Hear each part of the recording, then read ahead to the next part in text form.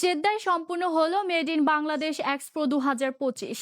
এই এক্সপো থেকে মিলেছে রপ্তানি আদেশ, বিনিয়োগ ও শতাধিক ব্যবসায়িক যোগাযোগ। মিট দ্য প্রেসে তুলে ধরা হলো পোস্ট ইভেন্ট পারফরমেন্স ও বাণিজ্যিক সাফল্য। এ সময় সাংবাদিকদের সাথে মতবিনিময় করেন মেড ইন বাংলাদেশ এক্সপো প্রতিষ্ঠাতা মোহাম্মদ লিটন।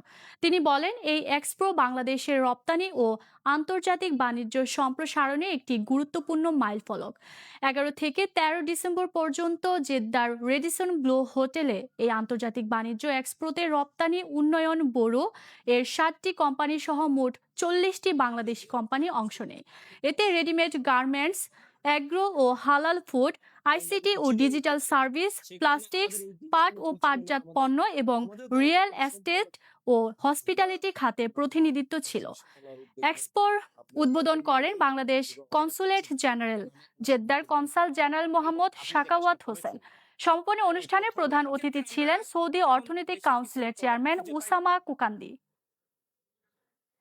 আমাদের দ্বারা যতটুকু সম্ভব আমরা চেষ্টা করেছি আপনার প্রোগ্রামটা সাকসেসফুল করার জন্য। তারপর কিছু আমাদের মেড ইন বাংলাদেশে প্রমোট করার জন্য আপনি যেটা করেছেন, আপনাকে অসংখ্য ধন্যবাদ। ধন্যবাদ আপনাকে। আপনি চেষ্টা করছেন বাংলাদেশকে রিপ্রেজেন্টেটিভ করার জন্য। ইনশাআল্লাহ নেক্সট টাইম হয়তো আরো ভালো হবে। এখানে যারা রিপোর্টার আছে, এখানে যারা ব্যবসায়িক আছে, তাদের সাথে আলোচনা করে যদি এই ধরনের এক্সপো করা যায় তাহলে কিন্তু হয়তো আরো সাকসেসফুল হবে। আমরা মুখে অনেক কথা বলি, কাজে অনেক কম করি। আপনি কিন্তু কাজটা করে দেখিয়েছেন। আমরা 1 লাখ মানুষের গ্যাদারিং করতে চাই না, কিন্তু কোয়ালিটি 1000 মানুষের গ্যাদারিং করে এখানে ভালো একটা বিজনেস এনভায়রনমেন্ট তৈরি করতে চাই। এটা হলো আমাদের মূল টার্গেট।